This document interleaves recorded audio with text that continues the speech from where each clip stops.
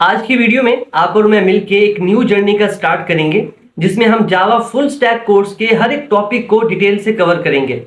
इस कोर्स को सीखने के लिए इट्स नॉट नेसेसरी कि आपको कोडिंग आती है या नहीं आती, आपका बैकग्राउंड कंप्यूटर है या नहीं है, आप इस कोर्स को सीख सकते हैं। इस कोर्स को हम स्टार्ट करेंगे जावा के बिल्कुल बेसिक से और आहिस्ता आहिस्ता एडवांस टॉपिक की तरफ जाएंगे, जिसमें हम डिफरेंट एप्लीकेशंस डेवलप करेंगे, डिफरेंट सॉफ्टवेयर्स डेवलप करेंगे जिनका एक प्यारा सा यूजर इंटरफेस होगा, उनका एक बैकएंड भी होगा और वो डेटाबेस के साथ कनेक्ट भी होंगे। इसके अलावा हम डिफरेंट गेम्स डेवलप करेंगे जिसमें हम नेटवर्क प्रोग्रामिंग को यूज करेंगे। इट्स मीन उस गेम को मल्टीपल यूजर्स डिफरेंट लोकेशंस पे बैठे हुए एक ही वक्त में खेल पाएंगे। उसके बाद हम डिफरेंट चैटिंग एप्लीकेशंस डेवलप करेंगे जिसके थ्रू आप अपने दोस्तों को मैसेज सेंड भी कर पाएंगे और रिसीव भी कर पाएंगे, जस्ट लाइक अ व्हाट्सएप। उसके बाद हम एपीआईज को डेवलप करेंगे, हम सीखेंगे कि सर्वर्स को कैसे डेवलप किया जाता है और भी बहुत कुछ है इस कोर्स में जो आप और मैं मिलके कवर करेंगे।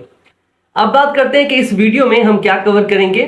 तो इस वीडियो में सबसे पहले तो हम बात करेंगे कुछ क्वेश्चंस के बारे में जिनके आंसर्स एज अ प्रोग्रामर आपको पता होने चाहिए। उसके बाद हम इंस्टॉलेशन के प्रोसेस को कंप्लीट करेंगे और एक पूरा इन्वायरमेंट सेटअप करेंगे अपने सिस्टम पे जावा को रन करने के लिए। और आखिर में हम जावा का इंट्रोडक्शन देखेंगे और जावा का बेसिक सिंटैक्स क्या होता है उसके बारे में बात करेंगे। तो वीडियो स्टार्ट करने से पहले आपसे एक छोटी सी रिक्वेस्ट कि आपके इस चैनल को आपकी बहुत सपोर्ट की जरूरत है, तो चैनल को सब्सक्राइब कीजिए और जितना आपसे हो सके वीडियोस को शेयर कीजिए। तो चलें शुरू करते हैं इस वीडियो को और सबसे पहले बात करते हैं उन क्वेश्चंस के बारे में। तो फर्स्ट क्वेश्चन है what is a programming language and the second question is why we need a programming language. देखिए, अगर हम रियल वर्ल्ड की एग्जांपल लें तो इसमें हमें एक दूसरे से कम्युनिकेट करने के लिए या किसी को अपनी बात समझाने के लिए किसी लैंग्वेज की जरूरत होती है। जैसे इस वक्त मैं आपसे बात कर रहा हूं तो मैं उर्दू लैंग्वेज को यूज कर रहा हूं, हम चाहें तो इंग्लिश में भी बात कर सकते हैं। इसी तरह से जब हम कंप्यूटर से कम्युनिकेट करना चाहते हैं या कंप्यूटर को कुछ समझाना चाहते हैं तो हम किसी लैंग्वेज का यूज करते हैं जिसे हम कहते हैं प्रोग्रामिंग लैंग्वेज। अब प्रोग्रामिंग लैंग्वेजेस दो तरह की होती हैं, एक होती है लो लेवल लैंग्वेज और एक होती है high level language. Low level language को कंप्यूटर डायरेक्ट समझ लेता है क्योंकि वो कंप्यूटर की नेटिव लैंग्वेज होती है। हाई लेवल लैंग्वेज की अगर हम बात करें तो हाई लेवल लैंग्वेज को कंप्यूटर डायरेक्ट नहीं समझ पाता, उसके लिए उसे किसी ट्रांसलेटर की जरूरत होती है। जैसे इस वक्त मैं आपसे उर्दू में बात कर रहा हूं, लेकिन अगर एकदम से मैं चाइनीज में बात करना शुरू कर दूं तो आपको मुझे समझने के लिए किसी ट्रांसलेटर की जरूरत होगी जो पहले मेरी बात सुनेगा, फिर उसको कन्वर्ट करेगा आपकी लैंग्वेज में और फिर आपको समझाएगा, आपकी बात सुनेगा, उसे मेरी लैंग्वेज में कन्वर्ट करेगा और फिर मुझे समझाएगा। इसी तरह से कंप्यूटर के अंदर भी एक ट्रांसलेटर होता है जो कि हाई लेवल लैंग्वेज में लिखे हुए कोड को कन्वर्ट करता है कंप्यूटर की लैंग्वेज में और फिर कंप्यूटर को समझाता है। कंप्यूटर से बदले में कुछ लेता है, उसे कन्वर्ट करता है हमारी लैंग्वेज में और फिर हमें समझाता है। उस ट्रांसलेटर को हम कहते हैं कंपाइलर। अब जावा की अगर हम बात करें तो जावा भी एक हाई लेवल लैंग्वेज है। तो जावा के कोड को जब हम लिखते हैं उसके बाद हम उसे कंपाइल करते हैं, कंपाइल करने के बाद फिर जावा के कोड को एग्जीक्यूट किया जाता है। तो ये एक पूरा प्रोसेस होता है जावा के प्रोग्राम को रन करने के लिए। अब हम बात करते हैं इंस्टॉलेशन के बारे में। तो सबसे पहले हमें चाहिए जावा डेवलपमेंट किट जिसे हम कहते हैं जेडीके। ये एक कंप्लीट पैकेज होता है जो हमें रिक्वायर होता है हमारे सिस्टम पे जावा को रन करने के लिए। तो सबसे पहले हमने इसे डाउनलोड करना है और इंस्टॉल करना है। उसके बाद हमें चाहिए एक कोड एडिटर जिसे यूज करते हुए हम अपना कोड लिखेंगे। डिफरेंट कोड एडिटर्स अवेलेबल हैं मार्केट में, जैसे नेटबीन्स, इक्लिप्स, विजुअल स्टूडियो और भी काफी सारे हैं। अब क्योंकि इस कोर्स में हम सिर्फ बेसिक नहीं पढ़ेंगे जावा के, हम इसमें डेवलपमेंट करेंगे, डिफरेंट सॉफ्टवेयर्स क्रिएट करेंगे, तो इस पूरे कोर्स के अंदर हम यूज करेंगे नेटबीन्स को। तो चलें सबसे पहले मैं आपको बताता हूं कि किस तरह से आपने जेडीके को डाउनलोड करना है, किस तरह से उसे इंस्टॉल करना है और कोड एडिटर नेटबीन्स को किस तरह से डाउनलोड करना है और इंस्टॉल करना है। उसके बाद हम वापस आते हैं और अपनी कन्वर्सेशन को फिर से शुरू करते हैं। एनवायरनमेंट सेटअप करने के लिए सबसे पहले हमें चाहिए जावा डेवलपमेंट किट। तो यहाँ पर आपने ब्राउजर में जाके सर्च करना है फॉर जेडीके, एंटर। उसके बाद हमारे पास जो फर्स्ट वेबसाइट है ओरेकल की, आपने इस पे जाना है। इसके अंदर अगर हम स्क्रॉल डाउन करें तो हमारे पास डिफरेंट ऑपरेटिंग सिस्टम्स के ऑप्शंस अवेलेबल हैं। अगर आप लिनक्स यूज करें तो आप यहाँ से डाउनलोड कर सकते हैं, मैक यूज कर रहे हैं तो आप यहाँ से डाउनलोड कर सकते हैं। अब क्योंकि हम विंडोज यूज कर रहे हैं तो हम विंडोज में जाएंगे और यहाँ पर 64 इंस्टॉलर को जाके हम डाउनलोड कर लेंगे। इसकी डाउनलोडिंग स्टार्ट हो चुकी है, तो इसे डाउनलोड होने में थोड़ा वक्त लगेगा। ओके, तो यहाँ पर JDK डाउनलोड हो चुके हैं, आपने इसे क्लिक करना है, यहाँ पे आपने यस करना है। यहाँ पर देखिए आपको पाथ शो हो रहा है इसका, तो ये पाथ आपने याद रखना है। ये सी ड्राइव के अंदर एक प्रोग्राम फाइल्स का फोल्डर है, उसके अंदर जावा का फोल्डर है और वहाँ पर हमारा जो JDK है वो रखा हुआ है। तो ये पाथ हमारे बहुत काम आएगा, आपने इसे याद रखना है। उसके बाद नेक्स्ट, और इसकी इंस्टॉलेशन जो है वो स्टार्ट हो चुकी है। JDK इंस्टॉल हो चुका है, यहाँ से आपने क्लोज करना है। इसके बाद आपने यहाँ पर सर्च करना है फॉर इन्वायरमेंट वेरिएबल। यहाँ पर आप इन्वायरमेंट वेरिएबल लिखेंगे तो आपके सामने ये ऑप्शन शो होगा, इसे आपने क्लिक करना है। उसके बाद इस तरह की स्क्रीन आपके सामने होगी। यहाँ पर हमारे पास इन्वायरमेंट वेरिएबल का ऑप्शन है, आपने इसे क्लिक करना है। यहाँ पर देखें, अगर मैं स्क्रॉल डाउन करूँ तो हमारे पास एक पाथ का वेरिएबल है, आपने इसे क्लिक करना है और आपने इसे एडिट कर देना है। उसके बाद अब इसके अंदर हमने एक पाथ ऐड करना है जो कि हमारे JDK का है। तो हमने क्या करना है, सीधा जाना है सी ड्राइव के अंदर। यहाँ पर हमारे पास प्रोग्राम फाइल्स का एक फोल्डर है, इसके अंदर जावा का फोल्डर, इसके अंदर है JDK, इसके अंदर है बिन फोल्डर। तो हमने क्या करना है, इस बिन फोल्डर का जो पाथ है इसे हमने यहाँ से कॉपी कर लेना है। यहाँ पर आपने न्यू पे क्लिक करना है और वो पाथ आपने यहाँ पर पेस्ट कर देना है। उसके बाद आपने क्या कर देना है, ओके। यहाँ से भी आपने ओके कर देना है और यहाँ से भी ओके। अब हम चेक करेंगे कि JDK हमारे सिस्टम पे काम कर रहा है या नहीं कर रहा, तो उसके लिए हम कमांड प्रॉम्प्ट ओपन करेंगे। तो यहाँ पर आपने सर्च करना है CMD। ओके, अब यहाँ पर हम चेक करेंगे जावा वर्जन, एंटर करते हैं। तो यहाँ पर देखें हमारे पास जावा का वर्जन यहाँ पर शो हो रहा है। इट्स मीन JDK हमारे सिस्टम पे इंस्टॉल हो चुका है और वो काम भी कर रहा है। इसके बाद हमें चाहिए एक कोड एडिटर। इस कोर्स के अंदर हम यूज करेंगे नेटबीन्स। तो आपने ब्राउजर में जाके सर्च करना है फॉर नेटबीन्स, एंटर। तो हमारे पास ये वेबसाइट है अपाची नेटबीन्स की, आपने इस पे जाना है। यहाँ पर हमारे पास डाउनलोड का बटन है, आपने इस पे क्लिक करना है। यहाँ पर डिफरेंट इंस्टॉलर पैकेजेस अवेलेबल हैं, तो हमने जाना है विंडोज X4 के साथ, आपने इसे क्लिक करना है। अब यहाँ पर ये आपका लिंक है जहाँ से आप डाउनलोड कर सकते हैं, तो आपने इसे क्लिक करना है। तो इसके बाद डाउनलोडिंग जो है वो स्टार्ट हो चुकी है, तो इसे डाउनलोड होने में थोड़ा वक्त लगेगा, so we have to wait. तो यहाँ पर देखें अपाची नेटबीन्स जो है वो डाउनलोड हो चुके हैं, आपने इस पर क्लिक करना है। उसके बाद यस,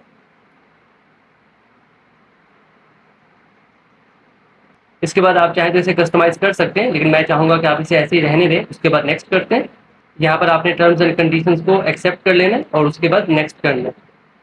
अब यहाँ पर देखें ये जो पाथ है ये हमारे नेटबीन्स का पाथ है और ये हमारे JDK का पाथ है जो कि हमने अभी सेट किया था। तो उसके बाद आपने नेक्स्ट करना है, इंस्टॉल। तो इसकी इंस्टॉलेशन स्टार्ट हो चुकी है, इसे इंस्टॉल होने में थोड़ा वक्त लगेगा, so we have to wait. तो यहाँ पर देखें इंस्टॉलेशन जो है वो कंप्लीट हो चुकी है। उसके बाद आपने फिनिश करना है। नेटबीन्स को इंस्टॉल करने के बाद जब आप उसे ओपन करेंगे तो इस तरह का लेआउट आपके सामने होगा। यहाँ पर मैंने थीम को डार्क सेट किया हुआ है, आपकी तरफ लाइट होगा। अगर आप इसे डार्क मोड में चेंज करना चाहते हैं तो आपने सीधा जाना है टूल्स में, यहाँ से आपने जाना है ऑप्शंस में। यहाँ पर एक अपीयरेंस का सेक्शन है, आपने इसमें जाना है। इसके अंदर एक सेक्शन है लुक एंड फील का, इसके अंदर जाके आपने डार्क मोड को सेट कर लेना है, उसके बाद अप्लाई कर देना है। तो ये इस तरह से डार्क मोड जो है वो चेंज हो जाएगा। अब हम बात करते हैं कि नेटबीन्स के अंदर हमने फर्स्ट प्रोजेक्ट कैसे क्रिएट करना है। तो उसके लिए आपने जाना है फाइल में और यहाँ से सिलेक्ट करना है न्यू प्रोजेक्ट। इसके बाद आपके सामने कुछ इस तरह की स्क्रीन शो होगी, इसके अंदर काफी सारी चीजें हैं, Java with Maven, Java with Gradle, Java with Ant. तो आपने परेशान नहीं होना, आहिस्ता आहिस्ता इस कोर्स के अंदर हम आपको इन सारी चीजों के बारे में बताते जाएंगे। आपने सिर्फ तवज्जो रखनी है और मेहनत करनी है। फिलहाल के लिए हमने जावा विद मेवन करना है और यहाँ से जावा एप्लीकेशन को सिलेक्ट करना है। उसके बाद नेक्स्ट, यहाँ पर हमने प्रोजेक्ट का नाम सेट करना है। तो यहाँ पर प्रोजेक्ट का नाम हम सेट कर देते हैं मेन। उसके बाद ये हमारे प्रोजेक्ट की लोकेशन है, उसके फोल्डर की लोकेशन है। उसके बाद आपने फिनिश कर देना है। तो यहाँ पर ये प्रोजेक्ट को क्रिएट कर रहा है और ये प्रोजेक्ट क्रिएट होके आ चुका है। इस तरह से ये फाइल भी है और यहाँ पर ये हमारा फोल्डर है मेन का। तो यहाँ पर देखें इस प्रोजेक्ट के अंदर और भी काफी सारे फोल्डर्स हैं, जैसे सोर्स पैकेजेस, डिपेंडेंसीज, जावा डिपेंडेंसीज, प्रोजेक्ट फाइल्स। तो आहिस्ता आहिस्ता अपने इस कोर्स में हम हर एक फोल्डर को डिस्कवर करेंगे, हर एक फोल्डर का डिटेल ओवरव्यू आपको देंगे और हर एक फोल्डर को हम यूज करके दिखाएंगे। फिलहाल के लिए इसे यहां से मैं मिनिमाइज करता हूं और स्क्रीन को थोड़ा जूम करता हूं। ओके, इस तरह से। तो ये बेसिक सा सिंटैक्स है जावा लैंग्वेज का। इट्स मीन जब भी आप जावा लैंग्वेज के अंदर कोई भी कोड लिखेंगे तो आपको ये कोड लिखना होगा। इसके अंदर सबसे पहले हमारे पास एक क्लास है और क्लास के अंदर हमारे पास है मेन फंक्शन। अगर हम दूसरी प्रोग्रामिंग लैंग्वेजेस की बात करें जैसे C++, तो उसके अंदर हमें क्लास नहीं लिखनी पड़ती, डायरेक्ट हम मेन फंक्शन लिखते हैं। अब क्योंकि जावा एक pure object oriented programming language है, तो इसके अंदर जो भी आप कोड लिखोगे वो क्लासेस की फॉर्म में होगा। अब क्लासेस क्या होती हैं उसके बारे में हम ऊप के सेक्शन में डिटेल से बात करेंगे। फिलहाल के लिए आपने सिंटैक्स को समझना है। अब यहाँ पर एक और मेन बात जो कि मैं आपको बताना चाहता हूँ, यहाँ पर क्लास का नाम है मेन। अब आपने ये बात याद रखनी है कि जो क्लास का नाम होगा वही आपकी फाइल का नाम होना चाहिए। अगर आपने फाइल का नाम कुछ और रख दिया, क्लास का नाम कुछ और रख दिया, तो एरर शो होगा। तो ये बात आपने याद रखनी है। यहाँ पर हमारे पास है एक वॉइड कीवर्ड और एक है मेन। ये जो मेन है ये फंक्शन का नाम है, और वॉइड जो है ये फंक्शन की रिटर्न टाइप है। मतलब ये कि जो भी कुछ फंक्शन होता है ना वो हमें कुछ रिटर्न करता है। अगर हम एडिशन का कोई फंक्शन देखें तो हम उसे दो वैल्यूज देंगे, बदले में वो ऐड करके हमें सिंगल वैल्यू देगा, रिटर्न करेगा। तो यहाँ पर वॉइड का मतलब है कि ये फंक्शन कुछ रिटर्न नहीं करता। बाकी फंक्शंस के बारे में हम डिटेल से बात करेंगे अपने आने वाले लेक्चर्स में। फिलहाल के लिए आपको सिर्फ थोड़ा सा ओवरव्यू दे रहा हूं ताकि आपको पता चले। उसके बाद हमारे पास एक स्टेटमेंट है system.out.println। अब जितनी भी प्रोग्रामिंग लैंग्वेजेस हैं सबके अंदर आउटपुट शो करने के लिए कोई ना कोई स्टेटमेंट होती है। जैसे C++ के अंदर हम सी आउट को यूज करते हैं, जावास्क्रिप्ट के अंदर हम console.log को यूज करते हैं। इसी तरह से जावा के अंदर हम system.out.println को यूज करते हैं किसी भी स्ट्रिंग को, किसी भी वेरिएबल की वैल्यू को आउटपुट में शो करने के लिए। तो यहाँ पर हमने लिखा हुआ है हेलो वर्ल्ड, और ये हमने लिखा हुआ है डबल कोटेशन के अंदर। तो आपने याद रखना है कि डबल कोटेशन के अंदर आप जो भी कुछ लिखोगे उसे हम कहते हैं स्ट्रिंग। अब अगर हम इस प्रोग्राम को रन करें तो आपने सीधा यहाँ पे क्लिक करना है। ये बिल्ड होने में थोड़ा वक्त लगाएगा। ओके, अब यहाँ पर देखिए हमारा प्रोग्राम सक्सेसफुली रन हो चुका है और आउटपुट शो हो रहा है हेलो वर्ल्ड। अब अगर आप प्रोग्रामिंग में न्यू है तो हो सकता है आप सोच रहे हो कि आउटपुट तो खूबसूरत सा होना चाहिए, उसमें बटन्स होने चाहिए, एक प्यारा सा यूजर इंटरफेस होना चाहिए, कुछ पिक्चर्स होनी चाहिए। परेशान ना हो, आहिस्ता आहिस्ता हम उस लेवल तक पहुंचेंगे, क्योंकि ये बेसिक है। तो बेसिक में ऐसे ही आउटपुट आपको नजर आएगा, एक कंसोल में, एक ब्लैक स्क्रीन में। तो अगर आपको इनमें से कुछ चीजें समझ ना आ रही हो तो आपने परेशान नहीं होना, हार नहीं माननी आपने, क्योंकि जब भी हम कोई न्यू लैंग्वेज सीखते हैं ना तो थोड़ा वक्त लगता है। क्लियर? आपने वो वक्त देना है, आपने मेहनत करनी है, चीजें आपको समझ आना शुरू हो जाएंगी। चलिए, एक प्रोग्राम तो हमने रन कर दिया, इसे मैं यहां से क्रॉस कर देता हूं। अब हम बात करते हैं कि ये प्रोग्राम जो हमने अभी रन किया ये कैसे रन हुआ, कैसे एग्जीक्यूट हुआ, और बिहाइंड द सीन चीजें कैसे काम कर रही हैं उसके बारे में बात करते हैं। कोड एडिटर को यूज करते हुए हम जो भी कोड लिखते हैं उसे हम कहते हैं सोर्स कोड, और उसकी एक्सटेंशन होती है .java। उसके बाद वो कोड कंपाइल होता है, जैसे कि हमने वीडियो के शुरू में बात की थी, और फिर वो चेंज हो जाता है बाइट कोड में, जिसकी एक्सटेंशन होती है .class। अब ये बाइट कोड किसी भी सिस्टम पे रन हो सकता है, किसी भी ऑपरेटिंग सिस्टम पे रन हो सकता है। इससे फर्क नहीं पड़ता कि वो लिनक्स है या वो मैक ओएस है। इसीलिए जावा को हम कहते हैं प्लेटफॉर्म इंडिपेंडेंट, कि जावा लैंग्वेज में आपने एक बार कोड लिख लिया तो वो किसी भी ऑपरेटिंग सिस्टम पे रन हो सकता है। ये काम आप C++ या C के साथ नहीं कर सकते। उसके बाद जावा डेवलपमेंट किट के अंदर एक जावा वर्चुअल मशीन होती है जो बाइट कोड को कन्वर्ट कर देती है मशीन कोड में, जो कि कंप्यूटर की लैंग्वेज है। कंप्यूटर की लैंग्वेज 0 और 1 है। इट्स मीन कंप्यूटर अपनी मेमोरी में जो भी कुछ स्टोर करता है वो 0 और 1 की फॉर्म में होता है। तो इस तरह से ये कंप्लीट प्रोसेस होता है जावा के प्रोग्राम को रन करने के लिए। पहले वो कंपाइल होता है, चेंज हो जाता है बाइट कोड में, फिर जावा वर्चुअल मशीन उस बाइट कोड को कन्वर्ट कर देती है मशीन कोड में, और कंप्यूटर उसे इजीली अंडरस्टैंड कर सकता है। तो इस वीडियो में हमने कुछ क्वेश्चंस के बारे में बात की, हमने इंस्टॉलेशन के प्रोसेस को कंप्लीट किया, हमने जावा का सिंटैक्स देखा, हमने देखा कि जावा का प्रोग्राम बिहाइंड द सीन कैसे एग्जीक्यूट होता है। नेक्स्ट वीडियो में हम बात करेंगे वेरिएबल्स के बारे में और इनपुट के बारे में। अभी के लिए इतना ही, जो कुछ हमने आपको समझाया सिखाया आपने खुद से प्रैक्टिस करना है।